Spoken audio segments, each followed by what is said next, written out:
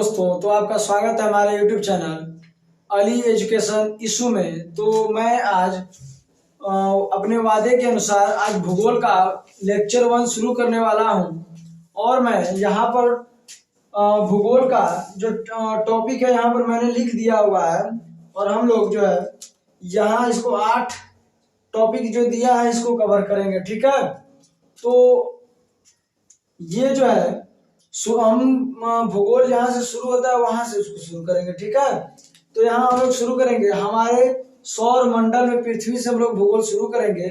और जितना भी टॉपिक है भूगोल में, जितना भी उस टॉपिक को हम लोग कवर करते हुए धीरे धीरे चलेंगे, ठीक है। तो मैं कोशिश करूंगा, ये मेरी कोशिश रहेगी कि कम समय में ज्यादा से ज्यादा टॉपिक को और बहुत ज्यादा एक्सप्लेन करके उसके बारे में सही ढंग से आपको जो है बताऊं और आपके सामने प्रस्तुत करूं, ठीक है। तो आज हम लोग हमारे सौर मंडल में पृथ्वी जो है शुरू करेंगे, ठीक है। तो इसमें मैंने 8 टॉपिक लिख दिया है।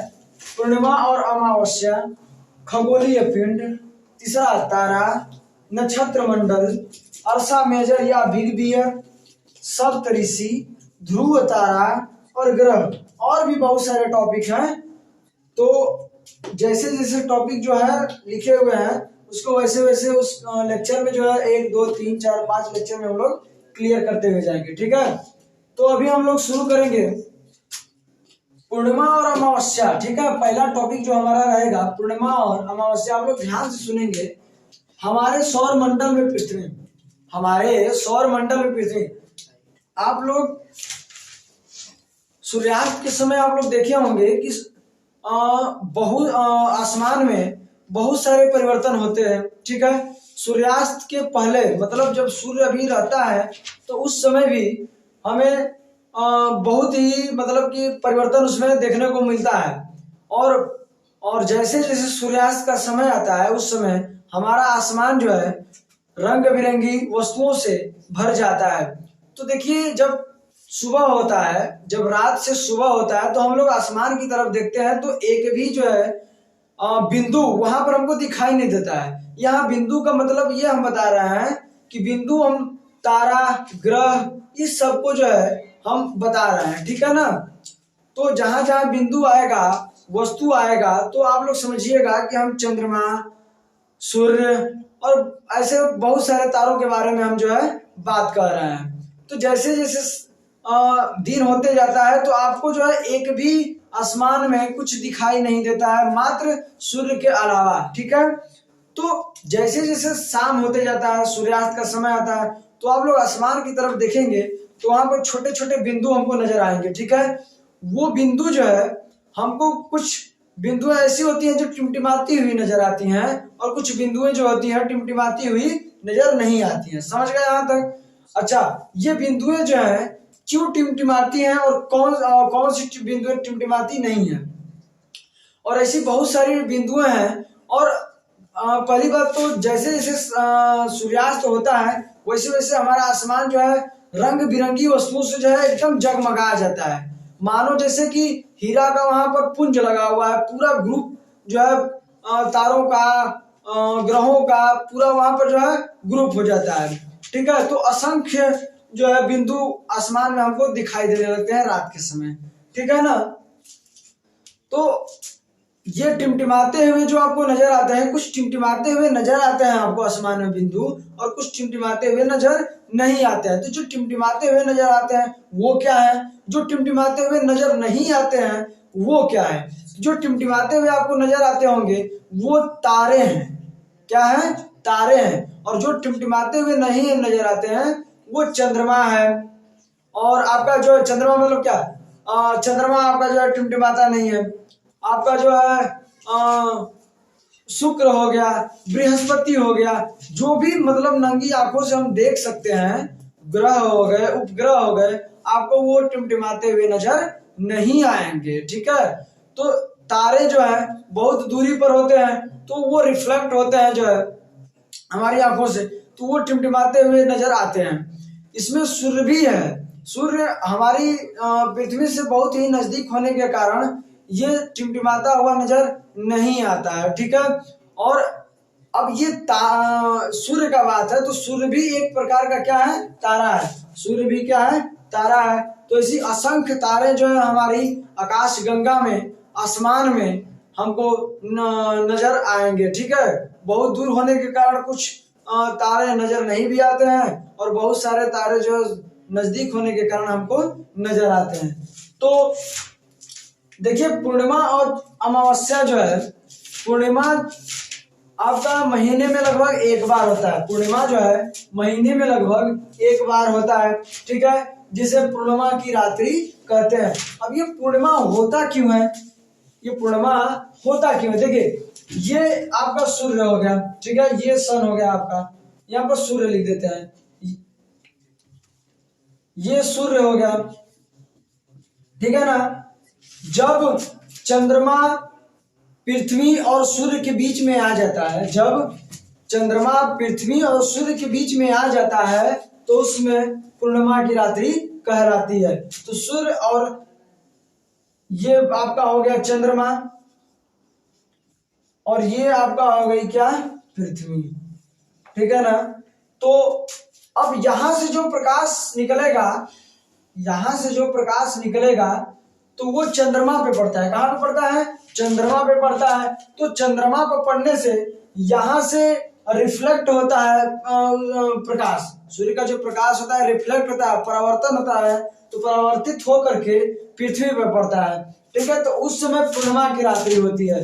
तो ये आप लोग एक चीज याद रखेंगे कि पूर्णिमा के समय चंद्रमा पृथ्वी और सूर्य के बीच में होता है। ठीक है, अब देखिए अमावस्या क्या होता है, अमावस्या कब होता है, जब पृथ्वी, अब ये पहले ये अब पूर्णिमा का था, ये किसका था, ये पूर्णिमा के लिए, यहाँ पर लिख देते हैं पूर्णिमा, ये पूर्णिमा के लिए था कि चंद्रमा सूर्य और पृथ्वी के बीच में आ जाता है। समझ गए ना। जब पूर्णिमा का समय होता है तो उस समय चंद्रमा का पृथ्वी से देखने पर 57% भाग दिखाई देता है। समझ गए यहाँ पर सभी लोग, 57% भाग जो है दिखाई देता है। देखिए, चंद्रमा के पास और ग्रहों के पास स्वयं का प्रकाश नहीं होता है, वो दूसरी वस्तुएं यहाँ पर क्या है, सूर्य हो गई, तारे हो गए, उसकी सहायता से जो है हमें प्रकाश मिलता है। ठीक है, तो चंद्रमा के पास स्वयं का प्रकाश नहीं है, वो सूर्य के माध्यम से जो है हमें प्रकाशित नजर आता है। ठीक है ना। तो देखिए अमावस्या देख लेते हैं हम लोग। और हाँ, पूर्णिमा जो है पूर्णिमा जो है पूर्णिमा एक पूर्णिमा से मतलब एक पूर्णिमा से दूसरी पूर्णिमा तक की अवधि जो होती है 29 दिन होती है या उससे अधिक होती है। पूर्णिमा की जो रात्रि होती है कैलेंडर में, वो 29, एक पूर्णिमा से दूसरी पूर्णिमा की जो अवधि होती है, दिन की अवधि होती है, वो 29 दिन से लगभग थोड़ी सी ज्यादा होती है। ठीक है ना। तो यह पूर्णिमा आप लोग समझ गए होंगे। अब आते हैं अमावस्या पर। अमावस्या देख लेते हैं। देखिए, धीरे धीरे जब पूर्णिमा की रात्रि होती है, लगभग एक महीने में एक बार पूर्णिमा की रात्रि होती है, तो धीरे धीरे 1 दिन, 2 दिन, 3 दिन, धीरे धीरे उसका जो भाग है, इसका ये सूर्य था, ठीक है ना, ये आपका चंद्रमा है और ये आपका जो है पृथ्वी है। तो धीरे धीरे जो है ये सूर्य जो है इससे चंद्रमा से दूर हटने लगता है। दूर हटने कहने का मतलब कि धीरे धीरे ये जो सूर्य है पृथ्वी की तरफ आने लगेगा, पृथ्वी की तरफ आने लगेगा, मतलब कि चंद्रमा उससे दूर चला जाएगा। तो चंद्रमा के दूर जाने से ये पृथ्वी इसके बीच में आ जाएगी, क्योंकि देखिए जितने भी ग्रह होते हैं वो सूर्य का परिक्रमा करते हैं। ठीक है, किसकी परिक्रमा करते हैं, सूर्य की परिक्रमा करते हैं। पृथ्वी भी तो ग्रह है, पृथ्वी का एकमात्र उपग्रह क्या है, चंद्रमा है। सूर्य और चंद्रमा के बीच में हो जाती है, तो उस समय होता है क्या, हमारा अमावस्या होता है। ठीक है ना।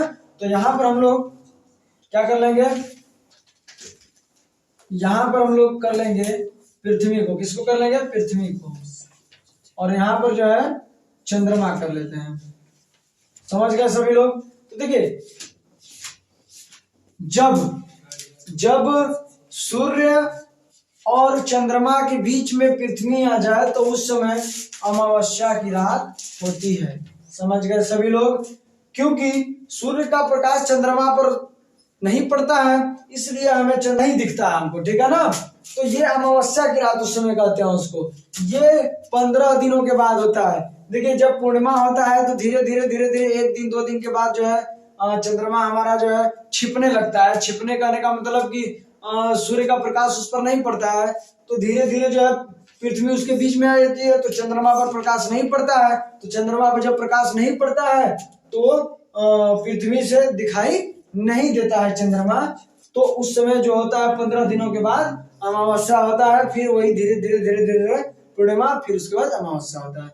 तो यहाँ तक आप लोगों को सब कुछ समझ में आ गया होगा, पूर्णिमा और अमावस्या, ठीक है। तो अभी हम लोग दूसरा टॉपिक देखते हैं, खगोलीय पिंड, ठीक है ना। खगोलीय पिंड देखते हैं। दूसरा क्या है, खगोलीय पिंड है। तो देखिए खगोलीय पिंड होता क्या है।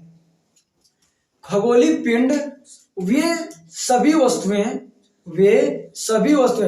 कहने का मतलब आप बल्ब को नहीं कह देंगे या किसी ट्यूबलाइट को नहीं कह देंगे, आसमान में लगा हुआ है, घरों में लगा हुआ है। तो यहाँ पर वस्तुओं का बात हो रहा है। आसमान में जो सूर्य है, चंद्रमा है, बहुत सारे ग्रह उपग्रह हैं जो कि प्रकाशित होते हुए हमको दिखाई देते हैं, वो होते हैं क्या, खगोलीय पिंड।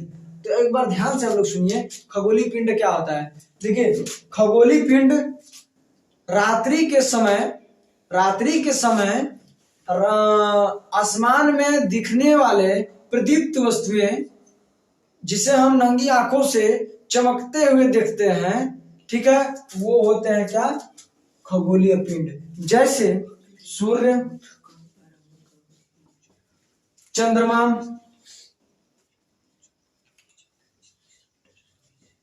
शुक्र,